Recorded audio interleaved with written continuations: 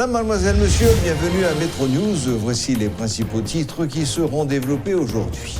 Installation lundi par le président Jovenel Moïse de la nouvelle commission multisectorielle de gestion de la pandémie de Covid-19. Après le laboratoire national, une autre institution est également en mesure d'effectuer des tests de coronavirus. L'annonce en a été faite lundi par le docteur Dely, directeur d'épidémiologie au laboratoire national de santé publique. Les policiers auront des masques à leur disposition pour se protéger contre le Covid-19. La PNH a une capacité de production estimée à 500 unités par jour, selon le porte-parole adjoint de l'institution policière, Gary Desrosiers.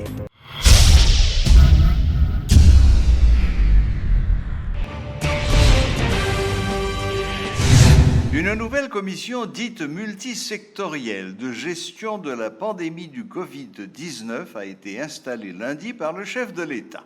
Cette entité, coprésidée par le docteur Jean-William Pape, Bill Pape, responsable des centres GESCIO, et par le docteur Lauré Adrien, directeur général du ministère de la Santé, aura notamment pour mission de coordonner les ressources provenant des ONG et du secteur privé des affaires dans la lutte contre la maladie. Au cours des siècles, la population haïtienne a été partiellement décimée par des épidémies et pandémies, rapporte l'historien et journaliste Hadi Jean-Gardy. De la peste durant la période colombienne au coronavirus aujourd'hui, le chercheur fait état de 17 épidémies qui ont provoqué des morts par millions. Il cite entre autres la petite vérole, l'antavirus, le pian, la malaria et le choléra.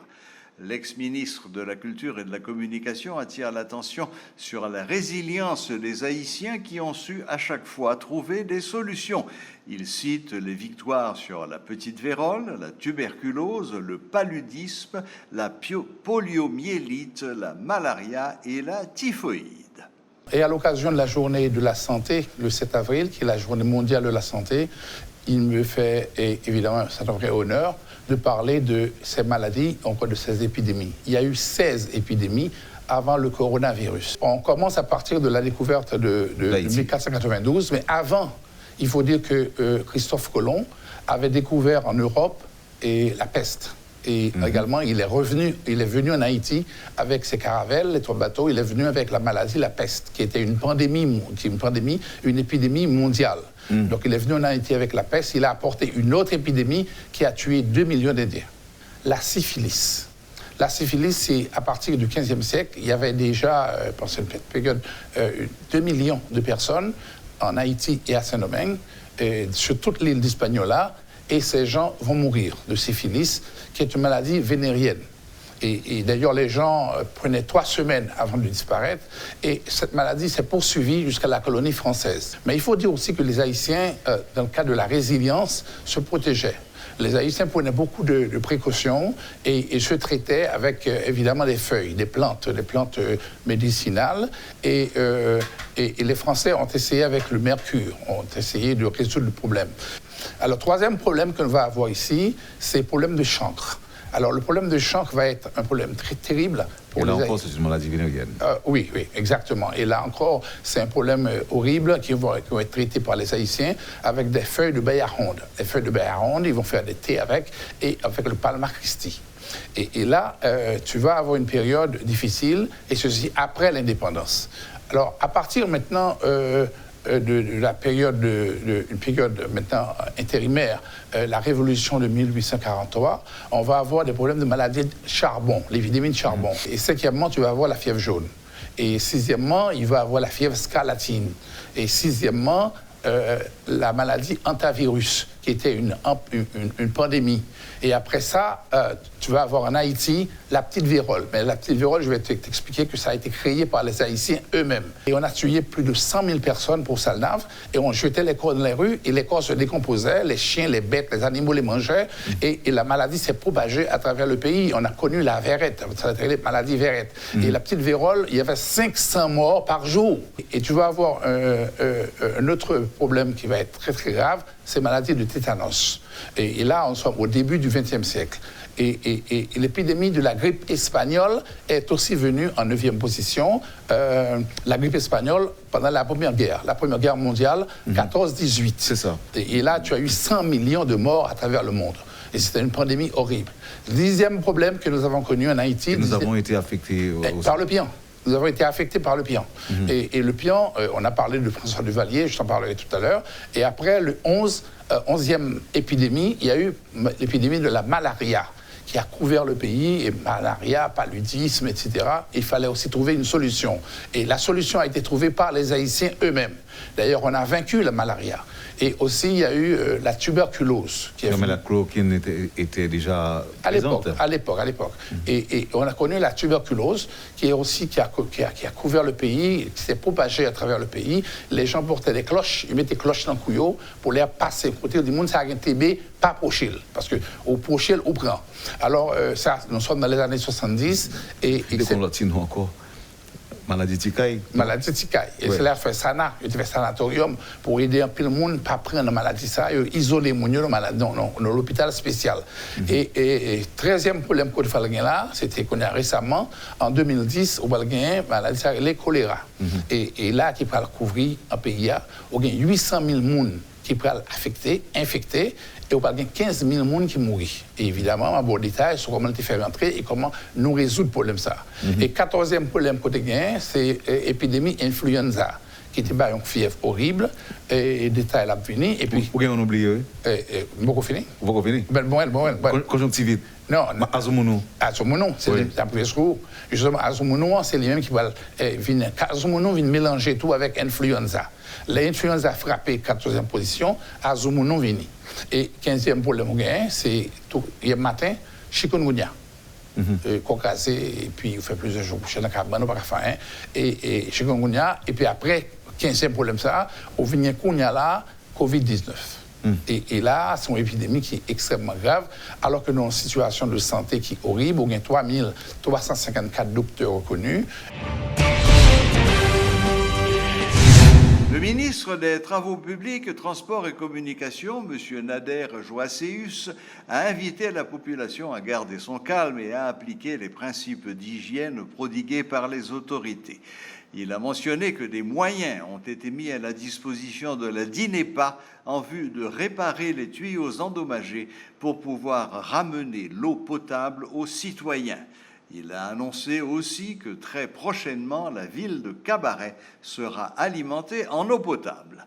Le ministre Joasséus a également demandé aux bandits des quartiers populaires de se transcender et de déposer leurs armes, estimant qu'aujourd'hui, il faut faire place à l'unité et non terroriser la population.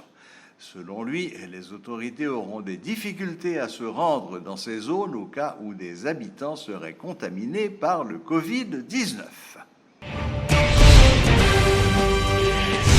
257 personnes sont suspectées et ont été investiguées. D'après le docteur Belli, 24 cas sont importés et les autres ont eu lieu par la transmission communautaire qui a commencé en Haïti. Autrement dit, maintenant, on trouve des personnes qui n'ont pas voyagé mais qui commencent à être infectées par le coronavirus. Actuellement, 613 personnes sont placées en quarantaine, 40 autres sont placées en isolement. Les patients sont tous dans un état stable. Selon le docteur Deli, le test adopté par Haïti est dénommé le TCR. Le Laboratoire national de santé publique a la capacité de le fabriquer localement. Le ministre de l'Intérieur, Audin Fils-Bernadel, en collaboration avec l'organisation Religion pour la Paix et la direction de la protection civile, sensibilise la population afin de limiter la propagation du coronavirus. Les leaders religieux invitent la population à respecter les consignes. D'un autre côté, le ministre de l'Intérieur en a profité pour annoncer que le président de la République va prendre un décret afin de rendre obligatoire le port du masque. Nous disons que maladie, ce n'est pas un mensonge, ni un bail qui est inventé. Maladie réelle. Et chiffre alarmant d'un pays à l'autre, d'une région à l'autre. Chiffre très alarmant. Il faut que je dise tout haïtien qui là, de quel que soit côté que vous êtes, dans le coin pays, je demandé, grain de bagaille, vous allez nous matin, nous allons parler avec eux pour nous dire, prendre pile de précaution. Il y a des pays où le port du masque est obligatoire. Ou pas qu'il doit sortir sans masque. Il y a des pays là. Et l'État haïtien, nous commande que le faire, 11 millions que la maintenant, que le président pense tout pour aller plus, le Premier ministre pense pour aller plus, pour nous gagner plus, automatiquement que nous faisons distribuer masques. Eh bien, si vous arrêtez dans le niveau la prêté là, Jean Braléa a arrêté présidentiel quand même d'ab sorti pour dire que le port du masque est obligatoire. N'a passé pas qu'à ça là, nous quitte nous dans le village, quitte nous dans le couloir, corridor, quitte nous dans plaine, quitte nous en dehors, quitte nous la ville, quitte nous moun en haut ou bien moun en bas, c'est pour nous vivre réalité ça en façon qui correcte et puis qui sérieux. Tant incubation fini. Je vais arriver pour que mal la commencer, là il t'école. Li pas marché pour contre lui, c'est moun yon qui porte le bail l'autre. Les arrivé pour nous, nous-mêmes, petit Haïti, Thomas, pour nous capables, ensemble, bloquer contagion. Et c'est pour ça, remède là, c'est rester la caille tant que pas besoin qui est nécessaire. Alors, peuple haïtien, nous venons attirer attention, nous sous culture de solidarité, ça que nous devons kembe pas que le perdu. Dans les derniers jours, nous avons quelques signes qui montrent nous que nous avons commencé à perdre tête, nous oublions ça, nous sommes comme haïtiens. Nous peut-être tomber à imiter l'autre côté. Et un signe, c'est que nous tendons les gens qui ont signe maladie. Sans que beaucoup, même aucune preuve que la maladie, si c'est un monde qui a toussé, qui a un groupe, qui a une grippe, qui a un problème pour le respirer, au lieu de nous manifester culture, ne prend coucher courir de l'eau, voisinage ces familles, nous tendons des gens qui attaquent les gens. Ça triste en pile, nous commençons à perdre Haïti parce que nous commençons à perdre la culture. Nous. Côté culture de solidarité, nous te gagnons. Côté parole, ça a sorti. Qui est Haïti pour Dieu haïtien, ça qui comprend l'homme dans faiblesse, l'homme faible, l'homme malade. Au lieu de porter la solidarité, porter le secours, c'est roche, puis au colonel, puis au tuer. Moi-même, cri pam nan matin, c'est cri une femme, une maman petite, une femme qui levait petite sans papa, une femme qui compte battre de l'eau pour le faire baie. C'est femme ça qui vient parler, avec femme pareille.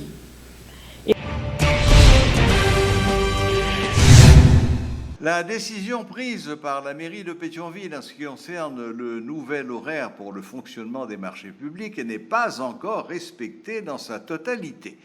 Quelques petits commerçants qui n'étaient pas au courant de ces nouvelles dispositions ont étalé leurs produits ce mardi.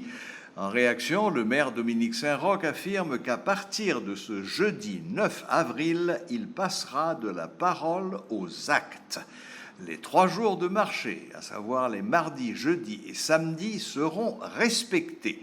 Entre-temps, des barrages en tôle encerclant le marché de la commune ont été constatés. Des travaux d'aspersion et de fumigation sont également en cours. Rodolphe Pierre-Louis a sillonné le marché de Pétionville. Suivez son reportage. Il est 1h45 et nous sommes déjà au marché de Pétionville. Est-ce qu'à partir de 2h, la mairie de cette commune va être prête réellement pour passer de la parole aux actes? Nous sommes sur place.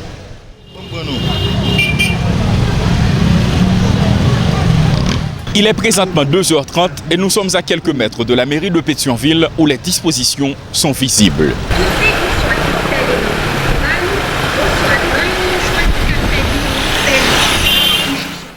Ils sont encore dans les rues, les petits commerçants qui écoulent leurs produits au marché de Pétionville. Il est bientôt 2h de l'après-midi et nombre d'entre eux sont au courant des consignes passées par le maire de la commune, apparemment. Bien qu'ils se montrent lucides face à cette nouvelle réalité, beaucoup de petits commerçants n'entendent pas rentrer chez eux. Pourtant, le temps presse. Ils doivent avoir quitté la rue à 2h.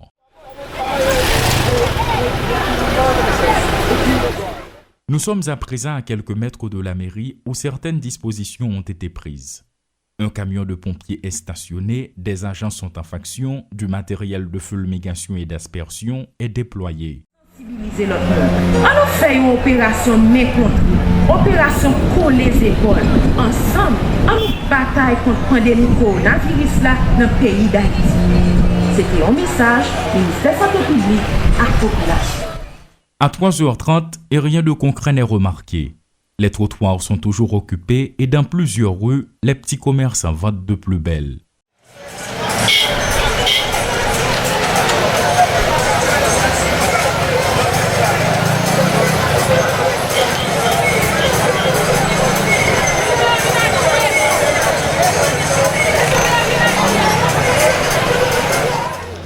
D'un ton ferme, le maire de Pétionville a précisé que ces mesures seraient effectives à partir de ce mardi 7 avril 2020, mais selon les constats, le tableau demeure le même.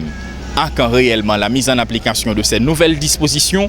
Dominique Saint-Roch. Jeudi, c'est un jour de marché normal, parce que nous te dit c'est 3 jours, c'est mardi, jeudi et samedi.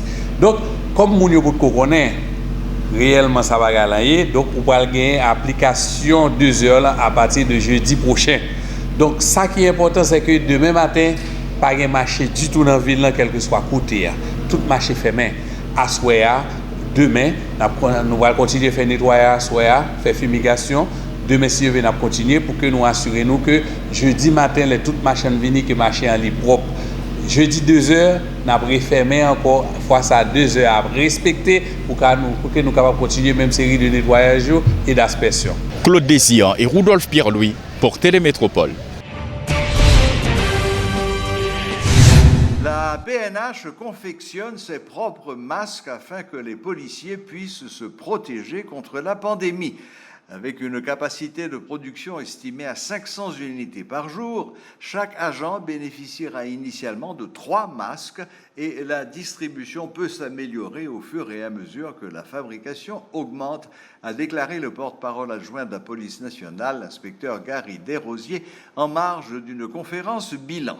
Des membres de la population peuvent également en bénéficier, a-t-il poursuivi, en déplorant la faiblesse des moyens qui réduit le rythme de production. Au niveau de la police nationale, atelier qu'il a pour confectionner masques pour policiers, nous connaissons que un petit problème moins au niveau de l'État, notamment au niveau de la police nationale, mais en fonction de ça que nous gagnons, nous arrivons confectionner masques par nous, de manière pour que les policiers soient capables de travailler. Et nous faisons pratiquement sur 3 modèles. Ça c'est premier, hein? Ça c'est deuxième, non? Également, ça c'est troisième, non? Côté que distribution a continué au niveau structure de la police, non? Moi, je crois qu'au niveau SIMO, il y a déjà, il y a l'autre unité tout, et qui joignent, et tout policier, à travers le commissariat, à travers la structure qui a travaillé là, gagnent pour joindre masque de manière pour qu'ils soient capables de faire travail et qui on travaille dans un contexte très difficile et suite à gros maladie ça qui est le COVID-19 là. Et n'a dit tout sous instruction commandant chef police nationale là. Policiers yo a accompagné autorité sanitaire et toute l'autre autorité tout et monde qui gen pour avec structure qui est aménagée pour travailler, pour combattre contre Covid-19 là. Et nous avons simplement un petit rappel de conseil tout, à savoir que pour nous dire population, pour que yo coûter et appliquer conseil autorité gain pour bayo, commencer bayo et gain pour bayo. La boucle est bouclée. Merci de nous rester fidèles et à la prochaine, même heure, même chaîne.